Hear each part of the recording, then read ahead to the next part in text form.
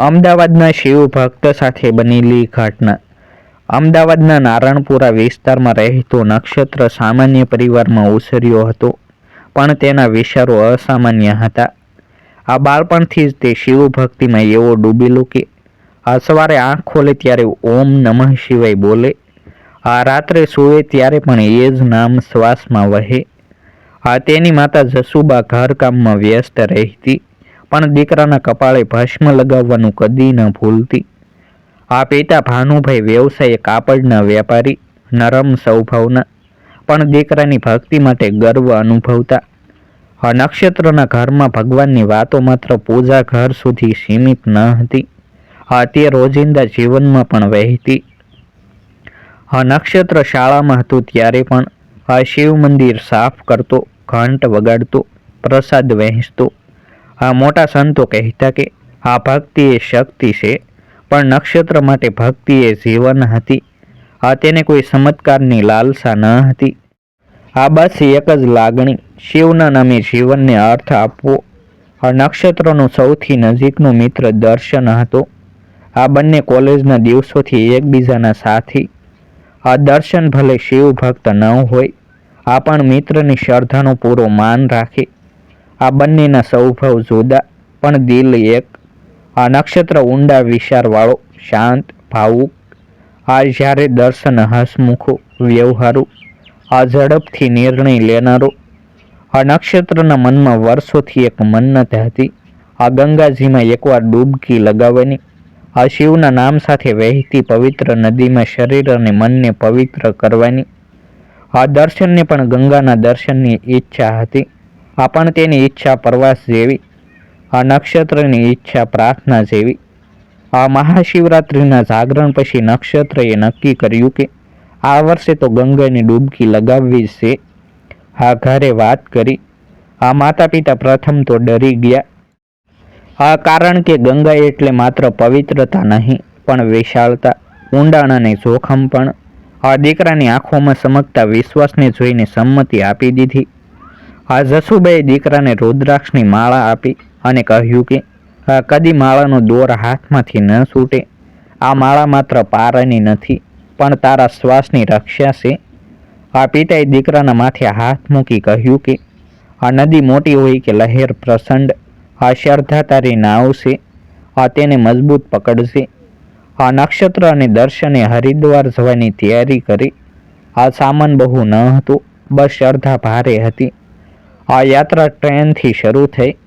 Seat પર બેઠેલા લોકોમાં કોઈ તીર્થયાત્રી, કોઈ વેપારી, કોઈ પરિવાર, પણ નક્ષત્રના મનમાં તો પહેલેથી જ ઘંટનાદ અને મંત્રની લહેરો વહેતી। ટ્રેન ચાલે તેમ નક્ષત્રની ભક્તિ વધુ ઘેરી બને। બહાર દ્રશ્યો બદલાય, પણ અંદરનો નાદ એક જ, શિવ। દર્શન બાજુમાં બેઠો, મિત્રને નિહાળે અને વિચારે કે આ માણસ ભગવાનને શોધે છે, પણ આ મિત્ર તો ભગવાનને જીવે છે। મુસાફરીમાં બંને મિત્રો વારંવાર મંદિરો, આશ્રમો અને તીર્થોની વાતો કરતા, પણ નક્ષત્રની વાતોમાં કોઈ દંભ ન હતો, કોઈ દેખાડો ન હતો। તેની ભાષા સરળ, પણ લાગણી ગંભીર। હરિદ્વાર પહોંચ્યા ત્યારે ગંગાનો પ્રવાહ જોઈને દર્શન પણ એક ક્ષણ શાંત થઈ ગયો, કારણ કે ગંગા કિનારેથી દેખાતી ન હતી, તે દિલમાં ઉતરી રહી હતી। બંને કિનારે ગયા, ત્યાં પંડિત શિવદત્ત બેઠેલા, સફેદ ધોતી, શાંત આંખો, લાંબી દાઢી, અને બાજુમાં એક તાંબાના લોટામાં ગંગાજળ। પંડિતને જોઈને નક્ષત્રના પગ આપોઆપ અટકી ગયા। તેણે નમન કર્યું। પંડિતે પૂછ્યું કે ક્યાંથી આવ્યા? નક્ષત્રએ કહ્યું અમદાવાદથી। પંડિતે કહ્યું કે અમદાવાદ એટલે જ્ઞાન અને હૃદયનું શહેર, પણ આજે તું જ્યાં ઊભો છે તે જ્ઞાનથી પણ મોટું છે। આ પ્રવાહ કાગળ પર વાંચી શકાય એવો નથી, આ તો અનુભવમાં ઉતરતો પ્રવાહ છે। પંડિતે ગંગાના મહિમા વિશે વાત શરૂ કરી, જેમાં ગંગા કેવી રીતે શંકરના જટામાંથી ધરતી પર ઉતરી, કેવી રીતે ભગીરથની તપ શક્તિથી પ્રવાહે માર્ગ બનાવ્યો, કેવી રીતે કરોડો જીવને પવિત્રતા આપી, કેવી રીતે નદીનું માન રાખનારને નદી આશીર્વાદ આપે, પણ બેદરકારને પાઠ પણ ભણાવે। નક્ષત્ર આ વાતોને માત્ર સાંભળતો ન હતો, તે પી રહ્યો હતો। જાણે શબ્દો નહીં, પણ જળધારા મનમાં ઉતરી રહી હોય. પંડિતે કહ્યું કે નદીમાં ઉતરતી વખતે નામનો જાપ રાખજે, પણ પગનું માન પણ રાખજે. કારણ કે ભગવાન પણ ત્યાં જ રક્ષા કરે જ્યાં ભક્ત સાવધાન રહે. નક્ષત્રએ ફરી નમન કર્યું. દર્શને પણ પંડિતને હાથ જોડ્યા અને બંને આગળ વધ્યા. સાંજનો સમય હતો. આકાશમાં નારંગી રંગની લાલીમાં મંદિરના ઘંટ દૂર દૂર સુધી ગૂંજે. ગંગાના કિનારે દીવાઓ પ્રગટે અને પાણીમાં તરતી તે નાની નાની જ્યોત જાણે તારા જેવી લાગે. નક્ષત્રએ દર્શનને કહ્યું કે જીવનમાં એકવાર ગંગા જોવાની ઈચ્છા રાખવી એ પણ પુણ્ય છે. પણ ગંગા જ્યારે તને જોઈએ ત્યારે તું યોગ્ય હોવો એ વધુ મોટું પુણ્ય છે. દર્શન હસ્યો, પણ આ હાસ્ય હળવું ન હતું. તેમાં સ્વીકાર હતો, માન હતો, શ્રદ્ધા હતી. રાત્રે બંને મિત્રો ગંગા કિનારે ડૂબકી લગાવવાની યોજના કરતા, પણ અચાનક પહાડોમાં ભારે વરસાદ થયો અને ઉપરથી આવતા પ્રવાહો ગંગાને વધુ પ્રચંડ બનાવી રહ્યા હતા. પાણીનો જોર ક્ષણે ક્ષણે વધતો. કિનારે ઉભેલા લોકોમાં ભય ફેલાયો. કોઈએ કહ્યું કે આજે નદીમાં ન ઉતરવું, કોઈએ કહ્યું કે લહેરો અણધારી છે. પણ નક્ષત્રએ દર્શન તરફ જોયું અને કહ્યું કે મન્નત દિલથી લીધી છે તો ડર પણ દિલથી જીતવો પડે. બંને કિનારે પહોંચ્યા ત્યારે પાણીનો અવાજ ગર્જના જેવો. જાણે નદી નહીં પણ કોઈ પ્રચંડ શક્તિ બોલી રહી હોય. દર્શન થોડો પાછળ રહી ગયો. તેણે મિત્રને કહ્યું કે ઉતરે ત્યારે સાવધ રહે. નક્ષત્રએ માળા હાથમાં મજબૂતીથી પકડી પગ પાણીમાં મૂક્યા. પ્રથમ ઠંડક લાગી, પછી પ્રવાહનો દબાવ લાગ્યો અને પછી આંખ ઝપકતા જ પાણીની લહેરે તેને પોતાના જોરમાં ખેંચી લીધો. સંતુલન ગુમાયું, પગ લપસ્યા, શરીર તણાવા લાગ્યું.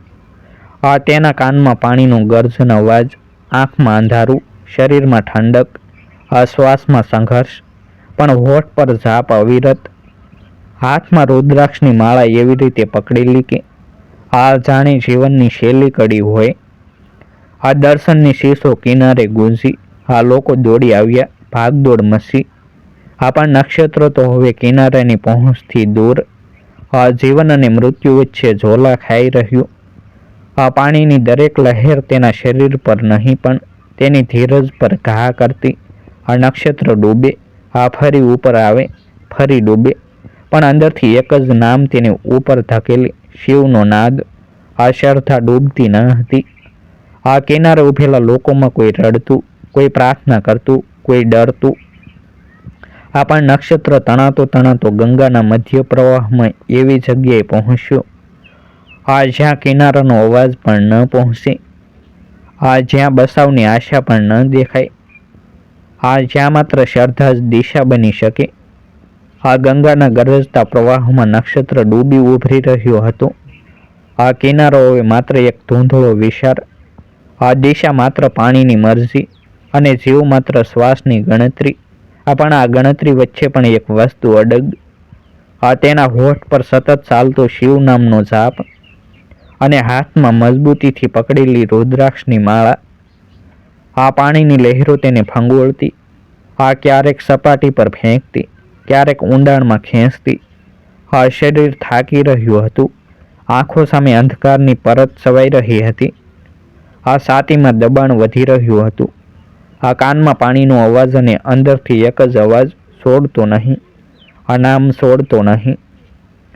અને આ અંદરનો અવાજ જ તેને ફરી ફરી ઉપર લાવતો. કારણ કે માણસ જ્યારે પાણી સામે હારી જાય ત્યારે શ્રદ્ધા તેને હાથ પકડીને ઊભો રાખે છે. નક્ષત્રની આસપાસ વહેતા પાણીમાં માત્ર જળ ન હતું, તેમાં સમય પણ હતો, પરીક્ષા પણ હતી અને એક અદૃશ્ય રક્ષા પણ હતી. આ રક્ષા દેખાતી ન હતી પણ અનુભવાતી હતી.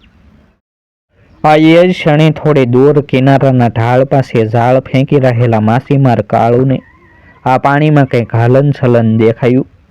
વર્ષોનો અનુભવ હતો એટલે આંખ તરત ઓળખી ગઈ કે આ માત્ર લહેરનો ખેલ નથી, આ તો કોઈ જીવનો સંઘર્ષ છે. તેણે ક્ષણનો પણ વિલંબ કર્યા વગર પોતાની જૂની લાકડાની નાવને પાણીમાં ધકેલી. આ નાવ પાણીમાં પડતા જ ધ્રુજી, આ પ્રવાહ સામે વળતા જ ડગમગી. આ પણ કાળુના હાથ સ્થિર હતા, હૃદય મજબૂત, અને મનમાં એક જ નિર્ણય, જીવ બચાવવો. આ નાવ આગળ વધે તેમ પાણીના થપ્પડ, આ નાવમાં સાંટા, અને ગંગાનો વિરોધ વધુ તેજ. આ પણ કાળું ગભરાયું નહીં. કારણ કે જે લોકો પાણીમાં જન્મે છે તેઓ પાણી સામે ડરતા નથી. તેઓ પાણીનો સ્વભાવ વાંચે છે અને તેના રસ્તામાંથી રસ્તો શોધે છે. આ નાવ ઉછળે પણ તેની ધીરજ નહીં, આ નાવ ડગે પણ તેનો નિર્ણય નહીં. થોડે આગળ જતાં તેણે નક્ષત્રને જોયું, અર્ધ બેભાન, પાણીમાં ફસડાતો, હાથ હલાવતો, પણ હાથમાં હજુ પણ માળા. તેણે નાવ નજીક લાવી દોરડું ફેંક્યું. પ્રવાહે દોરડાને પણ ફંગોળ્યું. ફરી ફેંક્યું. ફરી પ્રવાહે ઝપટ્યું. પણ ત્રીજી કોશિશે દોરડું નક્ષત્રના હાથ સુધી પહોંચ્યું. તેણે દોરડું પકડ્યું. પણ હજુ પણ માળા છોડતો ન હતો. કાળુએ તેને પોતાની તરફ ખેંચ્યો. પાણી સામે આ ખેંચતાણ એક યુદ્ધ જેવું. અંતે તેણે નક્ષત્રને નાવમાં ચઢાવી લીધો. નક્ષત્રનું શરીર બરફ જેવી ઠંડકમાં. શ્વાસ ભારે, ચહેરો ફીકો, પણ હોઠ હજુ પણ ધીમે ધીમે ગૂંજે, ઓમ નમઃ શિવાય. અને આ જોઈને કાળુની આંખો પણ ભીંજાઈ ગઈ. કારણ કે તેણે જીવનમાં ઘણા લોકોને બચાવ્યા હતા, પણ આજે પ્રથમવાર તેને લાગ્યું કે તે માણસને નથી બચાવી રહ્યો. તે તો શ્રદ્ધાને બચાવી રહ્યો હતો. નક્ષત્રને નાવમાં રાખ્યા બાદ તે તરત પાછો વળ્યો. કારણ કે આગળ વધવું જોખમ હતું અને પાછું લાવવું ફરજ. કિનારે પહોંચતા જ પંડિત શિવદત્ત પણ દોડી આવ્યા. કિનારાના લોકો પણ ભેગા થયા. કોઈએ શ્વાસ તપાસ્યો, કોઈએ પાણી કાઢવાનો પ્રયત્ન કર્યો. પણ કાળુએ કહ્યું કે આ જીવને હાથમાં રહેલા નામે બસાવ્યો છે. હવે તેને નામના કિનારે જ લાવવો પડશે. અને પછી નક્ષત્રને નજીકના શિવ મંદિરમાં લઈ જવામાં આવ્યો. મંદિરના દીવા પ્રગટેલા, ઘંટનાદ સતત. વાતાવરણમાં ભસ્મ અને ભક્તિની સુગંધ. નક્ષત્રને એક સાદડી પર સુવડાવ્યો. પંડિતે તેના ચહેરા પર ગંગાજળના છાંટા નાખ્યા અને કાન પાસે મંત્રોચ્ચાર શરૂ કર્યું. નક્ષત્રને ધીમે ધીમે હોશ આવ્યો. આંખ ખોલી તો સામે એક સાધુ ઊભા, શરીરે ભસ્મ, આંખોમાં તેજ અને વાણીમાં શાંતિ. નામ હતું રુદ્રદાસ. તેણે નક્ષત્રના માથા પાસે હાથ મૂક્યો અને કહ્યું કે તું લહેરોથી તણાયો હતો, પણ શિવના નામે તરતો રહ્યો, એટલે ગંગાએ તેને પાછો મોકલી દીધો. નક્ષત્રએ ધીમે અવાજે પૂછ્યું કે તેને કોણે બસાવ્યો. રુદ્રદાસે ગંગા તરફ આંગળીથી સંકેત કર્યો અને કહ્યું કે બસાવનાર તો સાધન બને છે, પણ રક્ષક તો નામમાં વસે છે. પછી તેણે નક્ષત્રના હાથમાંથી માળા લીધી નહીં. ફક્ત તેને સીધી કરી અને કહ્યું કે દોર તૂટે તો માણસ ડૂબે, પણ દોર નામનો હોય તો તૂટતો નથી. અને આ શબ્દોએ નક્ષત્રના મનમાં ઊંડો પ્રભાવ છોડી દીધો. થોડા સમય પછી દર્શને પરિવારને કરેલો ફોન આવ્યો. જસુબા અને ભાનુભાઈ સમાચાર સાંભળતા જ રડી પડ્યા. પણ પંડિતે કહ્યું કે આંસુ આભારના હોવા જોઈએ, દુઃખના નહીં. પછી રાત્રે મંદિરમાં આરતી થઈ. નક્ષત્ર ઊભો રહી શકતો ન હતો. પણ બેઠા બેઠા પણ આંખો બંધ કરી, હાથ જોડ્યા અને મનમાં ફરી એક જ વાક્ય, જો નામ જીવ બસાવી શકે તો નામ જીવન બદલી પણ શકે. અને આ ક્ષણે તેની ભક્તિમાં હવે એક નવો અર્થ ઉમેરાઈ ગયો. તે ભગવાનને ફક્ત યાદ કરતો નહીં, તે ભગવાનને સમર્પિત થઈ રહ્યો હતો. બીજા દિવસે સવારે ગંગા શાંત હતી.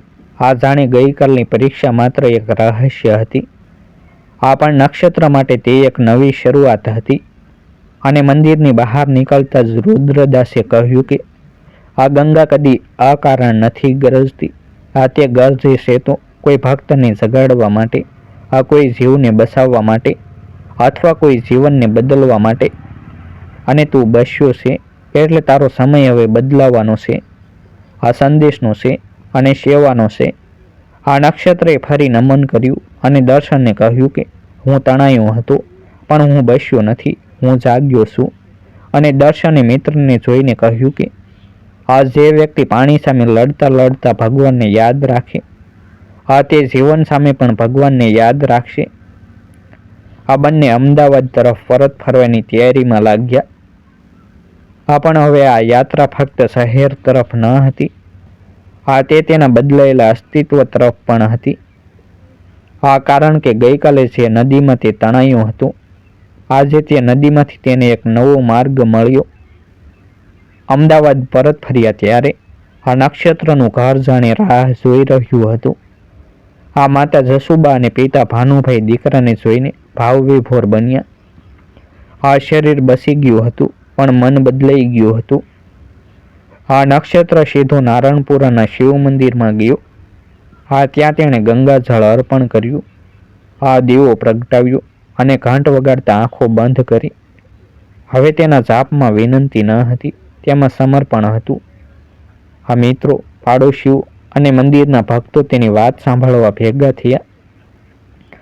નક્ષત્રએ સૌને કહ્યું કે ગંગા મને તાણી ગઈ હતી, પણ શિવના નામે મને પાછો કિનારે લાવી દીધો. હવે હું સમજ્યો છું કે ભક્તિ જીવ બસાવવા માટે નહીં, જીવ જગાડવા માટે હોય છે. દર્શન બાજુમાં ઊભો મિત્રને નિહાળતો હતો. તેણે કહ્યું કે મેં મારા મિત્રને ડૂબતો જોયો હતો, પણ આજે તેને ઊભો થતા જોઈ રહ્યો છું. ઘટના પછી નક્ષત્રએ નક્કી કર્યું કે નદીમાં ઉતરતા પહેલા સાવધાની પણ શ્રદ્ધા જેટલી જરૂરી છે. જીવનમાં માનવતા, સેવા અને ઈશ્વરના નામનો સાથ સૌથી મોટી તાકાત છે. આજે પણ ગંગાનો પ્રવાહ ગરજે છે, પણ હવે એ ગર્જન તેને ડરાવતું નથી. તે ગર્જન તેને યાદ અપાવે છે કે રક્ષા નામમાં વસે છે અને નામ હૃદયમાં. આ રીતે અકસ્માત એક ચમત્કાર બની ગયો અને ચમત્કાર એક સંદેશ. આ સ્ટોરી માત્ર એક ઘટના નથી, આ શ્રદ્ધા, રક્ષા અને પુનર્જાગરણનો પુરાવો છે. જો તમને નક્ષત્ર સાથેની આ ઘટનાએ સ્પર્શ્યા હોય, તો આ સંદેશને વધુ લોકો સુધી પહોંચાડવું આપણી ફરજ છે. કારણ કે આવી સત્ય ઘટનાઓ કોઈ એક જીવને નહીં, હજારો દિલને જાગૃત કરે છે. તેથી આ વિડીયોને લાઈક કરો, મિત્રો અને પરિવાર સાથે શેર કરો.